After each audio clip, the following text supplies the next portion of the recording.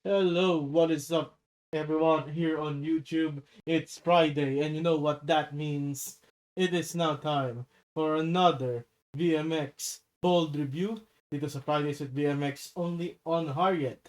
And before anything else, dito sa ating magiging review ng Lunok, pakilike na lang po ang video kung nagustuhan niyo po. Subscribe to the channel, hit that bell icon for more of your bold review dito sa Fridays with BMX only on Harriet.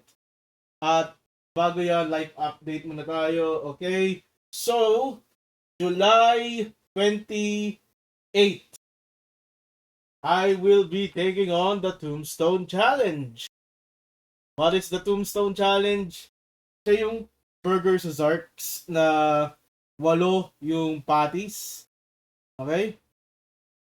And actually, hindi ko siya titik yung challenge mismo. I'm just going to take the burger. Kasi ang sagwa pag tinik ko yung challenge, it's only like 5 to 10 minutes. Tapos for a pre-meal, di ba? And yung technique kasi dun, babasain mo, lulublob mo yung tinapay sa tubig o sa iced tea, which is gross. You get the picture. So yeah, I'm just going to, the challenge will be if I can finish it while surviving. So yeah. Also, July 27, the day prior to that, is going to be the review of Love You So Bad. So, nag-premiere na siya sa Netflix yesterday, July 16, and we can now review it as long as I have the schedule to watch it. I'm probably gonna watch it on the Saturday. Next Saturday, panoorin ko na siya. And, ayun. And, lastly, July 29, I have secured tickets courtesy of Rob Ginto for her event sa Viva Cafe, Solid Gold.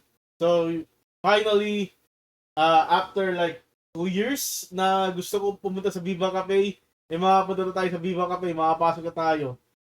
Sa mismong, maliit lang siya eh. Nasuyapan ko siya sa konti nung nasa Cubao ko eh. And it's been a long time since I've been in Cubao. Like, April pa nung huli akong pumunta ng Gateway Cubao eh. So that would be a certified banger. And August 2, Hoya Fest. I will be attending the last day of Hoya Fest. So, ayun. Kung tuloy yung gala namin magbabarkada at the end of the day, na manood na Spider-Man Brand New Day, I will be giving away gifts to them. Parang keychain ng HSR. Hindi. Wala. Wala talagang mag-isa sa, sa Glorieta. Diba? Ayan. It is what it is. Also, I was at the ITZY concert last Saturday. It was one of the better concerts na experience ko.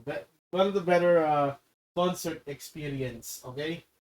Nakita that I have experienced so far. Ayun.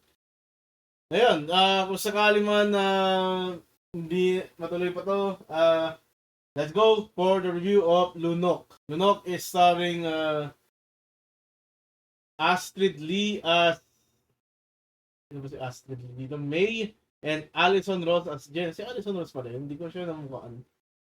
And magkaibigan sila, nagrenta sila ng villa.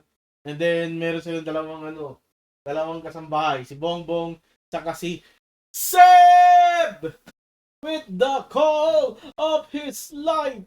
Ayun, Seb yung delivery boy ng tubig. And I think what best describes this movie is just a modern Liberated. Di ba sa Liberated si Francine Prieto saka si Diana Zubiri? Di ba sila? Di ba? Sila yung di ba? Parang nag-aagawan ng mga lalaki. Like they've been placing bet. Ayun. So sila, I don't know how this movie works kasi sila lang. If you see the starring, parang it's like ilan lang pas nanghiram pa ng ilang BMX stars just to do a lesbo with Dara Lima, Dimples Rubia.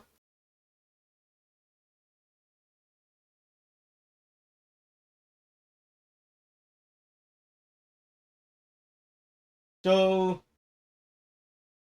anyway, let's let's just get into it. Nangyari tong bet na to just for one of them to treat the other lady who loses the bet for a steak at Wolfgang. Mahal sa Wolfgang. I don't know. I think I prefer Mamu or steak price over Wolfgang just for the price. Tapos sa Wolfgang, ano ba yung prime rib ba yung siniserve doon? Like, you need some reservation, prime rib, tapos nagawa siya ng Caesar salad sa table side mo. Yun. Kung gano'n yung Wolfgang. Yun. So, unang nang-victimize itong si May, si Astrid Lee. So, nag-threesome sila nung Bongbong sa nung Seb. Sumunod si Alison Ross, si Jenna. Nag-threesome sila nung dalawang babae na sinabi ko, si Dimples Rubia and some other person. Let me check the internet. Arlene Arce. I've heard of that name before, but that's not... I mean, it does ring a bell. Di ko lang matandaan saan. Pero yun, I think that's my favorite scene of this movie. It's between them and Arlene. And then, the next few key points of the movie is pretty boring. Kung tutusin, it's a GB San Pedro produced film. You have even parang mga typical disconnected works. Yung magpe-paint to black, the next scene. Yun yung mga GB. Di si GB San Pedro yung nag-direct pero siya yung nag-produce. So nakikita ko elemento niya dito. So I think that goes to show the impact of what the producer can do in these types of movies. Okay. So when it comes to up to the bold, the mature scenes, it's not really good. I think this is one of Astrid's worst performance, for the lack of the better term. Kasi nakukulangan ako kay Astrid dito. I think Alison Ross showed more effort than what Astrid Lee.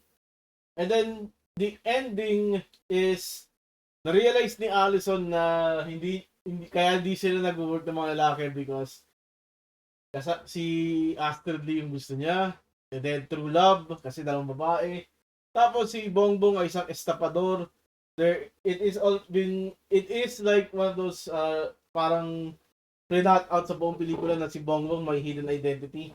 At si Seb with the call of his life is an undercover cop na nagkataon nakapag-sex. Swerte niya, no? Undercover na, naka-score pa ng dalawang babae. Ayun. Okay. That's the review of Lunok. Let's go towards the tier list para matapos na to. Okay. By the way, I found out how it is.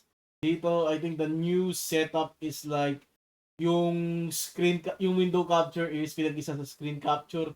Kaya nagulat na lang ako. And I'm just gonna give it, sama kayo ni Alea Raimundo, I'm just gonna give it weak rating, weak bold, weak storyline. Even though may effort na para pinanta nila yung seed throughout the movie na may estapador si Bongbong, nakulangan lang ako. Parang, wala.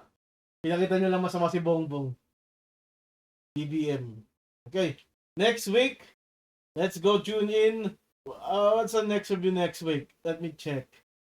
Ang susunod na review for next week is... No, it's not section public, it's booking. Denise Esteban and Margaret Diaz. Denise Esteban, alam ko protektado na. Kasi dun sa Tenement, diba? Tenement ba yun? Tenement ba yung pelikula niya? Ay, di, si Frankie Russell yun. Vigilante.